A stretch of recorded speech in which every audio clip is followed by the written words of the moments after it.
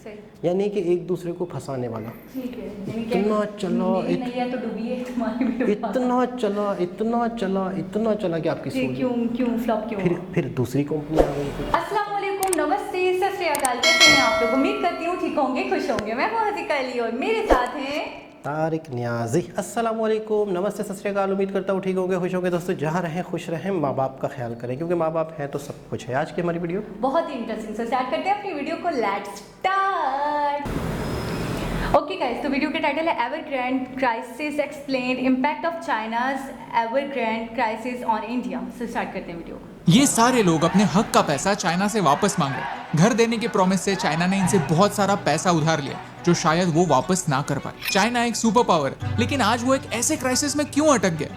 One word, Evergrande. Evergrande crisis ने China के कुछ ऐसे राज पूरी दुनिया के सामने ओपन किए हैं जिसका इम्पैक्ट ग्लोबल इकोनॉमी पर हो सकता है। इस एक कंपनी का डेट 1.97 ट्रिलियन युआन है, which is 2% of China's GDP. तो क्या एवरग्रैंड क्राइसिस 2008 जैसे ही रिसेशन ले आएगा और भारत पर इस क्राइसिस का क्या इम्पैक्ट होगा? इस पूरे वीडियो में हमने कई इकोनॉमिक और पॉलिटिकल एंगल्स एक आसान भाषा में आपके सामने रखे हैं। If you are in a hurry then these are the chapters, but I would highly recommend watch this video till the end. अगर आपको इस वीडियो से वैल्यू मिलती है तो इसे अपने दोस्तों के साथ शेयर कीजिए। चाइना में रियल एस्टेट कॉम्प्लिकेटेड। भारत में कई स्टेट्स है और हर स्टेट का इंसान किसी भी जगह जाकर काम करने के लिए, रहने के लिए फ्री है, लेकिन चाइना भारत से अलग है। चाइना में हुको सिस्टम है। इन सिंपल टर्म्स, आप जिस एरिया में पैदा होते हो वो है आपकी प्राइमरी रेसिडेंसी। अगर आप वो एरिया छोड़कर किसी दूसरे एरिया में शिफ्ट हो जाते हो तो आपको हेल्थ केयर, एजुकेशन जैसी फैसिलिटीज गवर्नमेंट रेट्स पर नहीं मिलती। इसका सोल्यूशन ये है कि आप जिस शहर में रह रहे हो, जहाँ काम कर रहे हो, वहाँ पर घर ले लो। इसी पॉलिसी की वजह से पिछले 50 सालों में चाइनीज रियल एस्टेट प्राइसेस बहुत ज्यादा बढ़े हैं। प्राइसेस इतने बड़े हैं कि लोग स्टॉक मार्केट से ज्यादा रियल एस्टेट में इन्वेस्ट करना पसंद करते हैं, चाहे उन्हें उसके लिए लोन ही क्यों ना लेना पड़े। चाइना में लैंड ओनरशिप भी कम्प्लीटली अलग है। In urban areas the government owns all the land and in rural areas rural collectives own all the land. एक डेवलपर को ये लैंड गवर्नमेंट या फिर कलेक्टिव से 99 ईयर लीज पर मिलती है। China is a socialist country, so they believe that all the resources are owned collectively by all the citizens together, which means that the state or the CCP owns them. तो इस एक problem को tackle करने के लिए China ने एक नया प्रॉब्लम क्रिएट कर दिया। कह दिया कि कोई भी परिवार 3 से ज्यादा प्रॉपर्टीज नहीं खरीद सकता। तो हर कोई अपने 3 प्रॉपर्टी का कोटा काफी आराम से संभाल के इस्तेमाल करने लगा। सिर्फ वही प्रॉपर्टीज खरीदने लगा जिनके प्राइसेस डेफिनेटली बढ़ेंगे। इस रूल से बचने के लिए कुछ Chinese couples on paper divorce ले लेते हैं, सो दैट वो 3 से ज्यादा प्रॉपर्टीज खरीद सके। इतने तेजस्वी लोग हैं हमारे पास। तो ये है चाइना का रियल एस्टेट, जो सिर्फ घर नहीं, इन्वेस्टमेंट का एक जरिया है। And that's where Evergrande comes in. Evergrande China की second largest real estate company है। How big exactly? इस कंपनी के 280 सिटीज में 1300 से ज्यादा प्रोजेक्ट्स हैं। इस कंपनी में 2 लाख एम्प्लॉइज काम करते हैं और अपने प्रोजेक्ट से ये कंपनी 3.8 मिलियन जॉब्स हर साल जनरेट करती है। इतनी बड़ी कंपनी बैंकरप्ट कैसे हो सकती है? चलिए क्रोनोलॉजी समझते हैं। कंपनी के फाउंडर शू जयन एक स्टील फैक्ट्री में काम करते थे। 1996 में उन्होंने एवरग्रैंड की शुरुआत की। Evergrande sold modern looking apartments at affordable prices and developed the not so popular areas of town. साल 2001 में चाइना WTO का मेंबर बन गया। इसी के साथ चाइना की एक्सपोनेंशियल ग्रोथ की शुरुआत हो गई। लोग शहरों में मूव होने लगे और रियल एस्टेट प्राइसेस बढ़ने लगे। शंघाई में जो घर आज 5 मिलियन युआन में मिल रहा है, 5 साल बाद अगर इसकी कीमत 10 मिलियन युआन हो गई, देन व्हाई नॉट? 2009 में एवरग्रैंड इसी रियल एस्टेट बूम के मजे ले रहा था। फुटबॉल टीम्स, फॉरेन प्लेयर्स और अलग अलग बिजनेसेस में एक्सपांड कर रहा था और इसके लिए चाइनीज बैंक से बड़े बड़े लोन्स भी ले रहा था। इस कंपनी ने 128 बैंक से लोन लिए हुए हैं। 2017 में शू जायन एशिया के रिचेस्ट इंसान बने with a net worth of $43 billion. लेकिन इसके अगले ही साल सेंट्रल बैंक ने नोटिस किया कि घरों के प्राइसेस बहुत ज्यादा बढ़ रहे हैं, क्योंकि ये रियल एस्टेट कंपनीज लोन पे लोन लिए जा रहे हैं और बिल्डिंग्स बनाए जा रहे हैं। अगस्त 2020 में गवर्नमेंट ने 3 रेड लाइंस ये सिस्टम शुरू की। ये सिस्टम स्पेसिफाई करता है कि एक कंपनी हर साल कितना एक्स्ट्रा लोन ले सकती है। अप्रैल 2021 में एवरग्रैंड ये 3 रेड लाइंस टेस्ट फेल हो गया और फिर वो किसी भी बैंक से एक्स्ट्रा डेट नहीं ले पाया। ये स्कैम यहाँ खत्म नहीं होता। उन्होंने सिर्फ बैंक से ही नहीं, लोगों से भी डायरेक्टली पैसे लिए। उन्होंने एवरग्रैंड वेल्थ नाम का प्रोग्राम शुरू किया और उसके थ्रू लोगों से पैसा लेना स्टार्ट किया और यही पैसा अपने अनफिनिश्ड प्रोजेक्ट्स में लगाया। इनफैक्ट उन्होंने अपने एम्प्लॉइज को भी कहा कि इस स्कीम में पैसा लगाओ, नहीं तो बोनस भूल जाओ। राइट नाउ ऐसे 1.6 मिलियन घर हैं जो इनकम्प्लीट हैं। इसमें आम लोगों के साथ साथ इंटरनेशनल बॉन्ड मार्केट्स का भी पैसा लगा हुआ है। इन टोटल इस कंपनी का डेट 1.97 ट्रिलियन युआन है, which is 2% of China's GDP. तो इस क्राइसिस से हमें क्या फर्क पड़ता है? क्या 2008 जैसे ही फिर से रिसेशन शुरू होगा? The answer is yes and no. 2008 में लीमन ब्रदर्स की वजह से यूएस मार्केट्स क्रैश हुए थे and because the US impacts the rest of the world, उसका इम्पैक्ट हमें पूरी दुनिया पर देखने मिला। लेकिन 2008 और आज में क्या डिफरेंस है? लीमन ब्रदर्स एक बैंक थी और जब इतनी बड़ी बैंक डूब जाती है तो ऑब्वियसली लोन देने की टेंडेंसी कम हो जाती है और मार्केट में से पैसा कम हो जाता है। फिर कंपनीज के एक्सपांशन प्लान्स पुश हो जाते हैं और फिर जॉब लॉसेस होते हैं। फिर लोगों के हाथ एक्स्ट्रा इनकम नहीं बचता जो वो इन्वेस्ट कर पाए।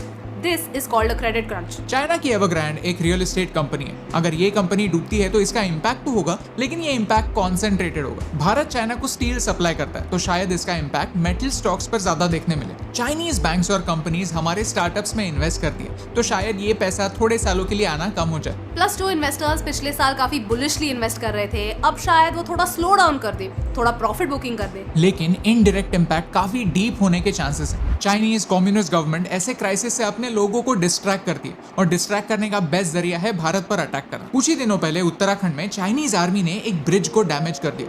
पहले ये लोग लद्दाख में घुसते हैं, अरुणाचल में घुसते हैं, अभी उत्तराखंड की बॉर्डर को भी ब्रीच करने लगे।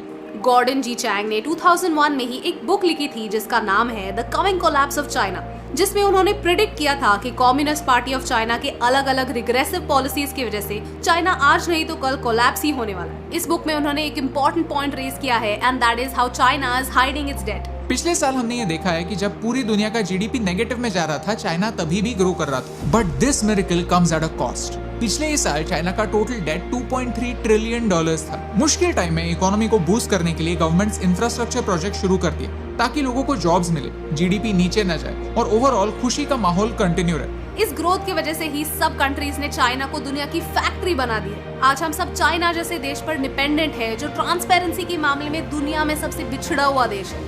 That's why we as a country need to be self-sufficient. So let this video be a reminder for you कि आत्मनिर्भर भारत आज की एक जरूरत। तो हम क्या कर सकते हैं? जहाँ पर भी कोई अल्टरनेटिव मिले, put your country first, by local. कई सारा फर्नीचर चाइना से आता है, हमारे शूज, हमारे फुटवेयर चाइना से आते हैं, यहाँ तक कि आपके बच्चों के हाथ में जो खिलौना होगा उस पर भी मेड इन चाइना लिखा हो। अगर हम चाइना पर इतना ज्यादा डिपेंडेंट होने लगे तो कल हमारे डे टू डे लाइफ की जरूरतों के लिए हम भी चाइना से भीख मांग रहे होंगे। अगर आपको हमारा पॉइंट समझा तो इसे अपने दोस्तों के साथ शेयर कीजिए। Never waste a good crisis, ये शी जिनपिंग ने खुद कहा है। तो चलिए इस क्राइसिस का फायदा लेते हैं। एकदम से नहीं तो एक एक से ही लोकल चीजें खरीदने की आदत डालते हैं। एटलीस्ट उन्हें इंपोर्टेड चीजों से कम समझना बंद करते हैं। एक स्क्रू से लेकर स्टील तक चाइना की ओर देखने की क्या जरूरत है? चंद पैसे बचाने की इस एटीट्यूड की कीमत एक ग्लोबल क्राइसिस से देनी पड़ सकती है। Ask yourself, is it worth it?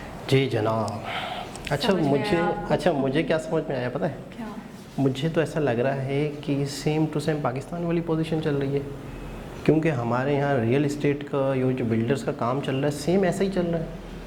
इस वक्त बड़े बड़े प्रोजेक्ट बन रहे हैं कराची में और उसके लिए बैंक लोन का काम चल रहा है। लोगों को आसान किस्तों पे घर दिए जा रहे हैं, 5-5, 6-6 साल की किस्तों पर। तो मुझे तो सेम टू सेम ये सूरत हाल जो चाइना में थी वही सूरत हाल इस वक्त पाकिस्तान में कराची में है 100%। अच्छा, हम लोग जो है ना हर चीज़ में ना हर मामले में चाइना को फॉलो करते हैं और हमारा जो आना जाना है या कुछ लोग चाइना जाते हैं, माल लाते हैं, चीज़ें लाते हैं तो इनको नॉलेज हो जाती है। हमारे यहाँ लोग जाते हैं बिज़नेस के तौर पे चाइना जाते हैं चीज़ें देखने, चीज़ों के रेट देखने, तो उनको कुछ ना कुछ वहाँ से आइडियाज़ मिलते होंगे। वो जो इस वक्त जो ये वाला आइडिया है ना, ये जो लोन लेके बिल्डर्स क्या करते हैं कि आपके घर के नाम पे, आपकी जगह के नाम पे बैंक से लोन ले लेते हैं। अच्छा, बैंक आपको 4-5 साल के लिए छूट दे देता है। आप फिर वही चीज़ें लोगों से किस्तों पे किस्तें लेते हैं और बैंक का लोन देते रहते हैं। अच्छा, मुसलसल अगर ये चीज़ें होती रहती हैं, मुसलसल अगर बैंक का पैसा फंसता रहे, प्रोजेक्ट कंप्लीट ना हो, तो फिर वो आगे जाके वो कंपनी करप्ट हो जाती है। सेम मुझे बिल्कुल कराची की सूरत हाल नज़र आ रही है और इन फ्यूचर इसका मतलब है कि ये तो अलार्म है, ये तो ख़तरे की घंटी है। एक सेकंड ये है, मुझे बड़ी हैरत हुई कि आप बस 3 प्रॉपर्टीज रख सकते हो। उसकी वजह यह है कि जब अच्छा हाँ आपको पता है इस वक्त नहीं मुझे बिल्कुल फ्यूचर देख लिया मैंने, मुझे ऐसा लग रहा है। अच्छा। क्योंकि इस वक्त हमारे यहाँ कराची में सिवाय इस बिज़नेस के किसी और बिज़नेस को सेफ नहीं समझा जाता। अगर आप कोई इसी में प्रॉफिट दिखता है तो हर बंदा यही चीज़, रिस्क कम है। ठीक है ना। अच्छा, जब हर बंदा यही कर रहा है तो उससे क्या होता है, सबसे ज़्यादा खतरनाक मामला क्या होता है पता है?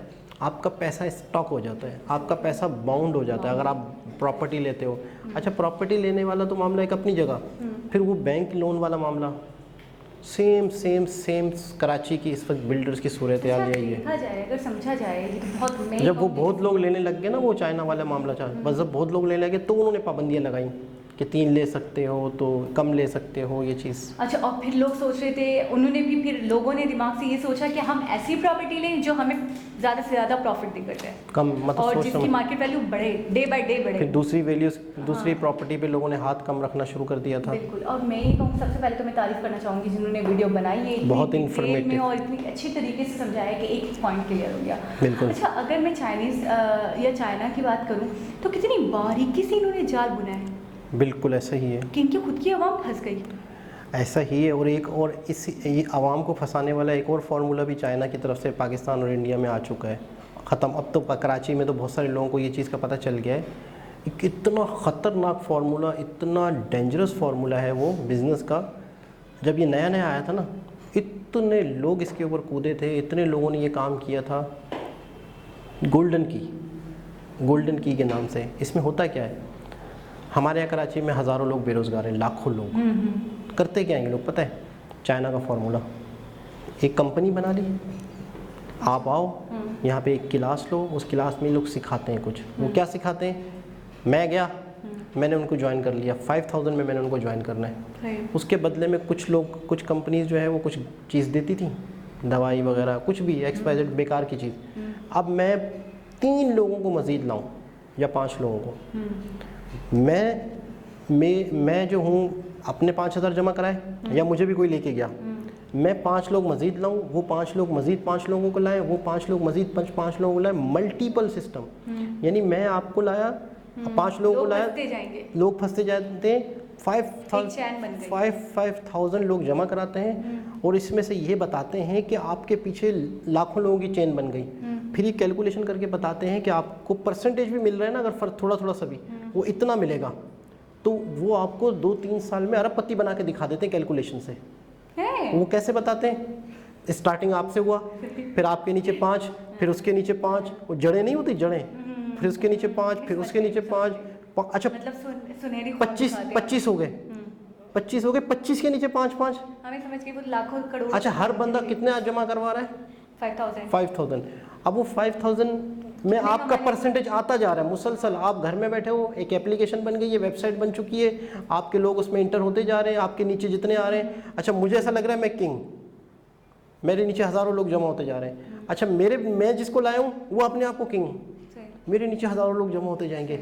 आपने कुछ नहीं करना, आपके नीचे लोग जमा होते जाएंगे। लेकिन आपने जो 5 मेंबर जमा करवाने ना, वो ऐसे करवाने कि वो भी अपने 5-5 दोस्तों को ला सकें, यानी कि एक दूसरे को फंसाने वाला।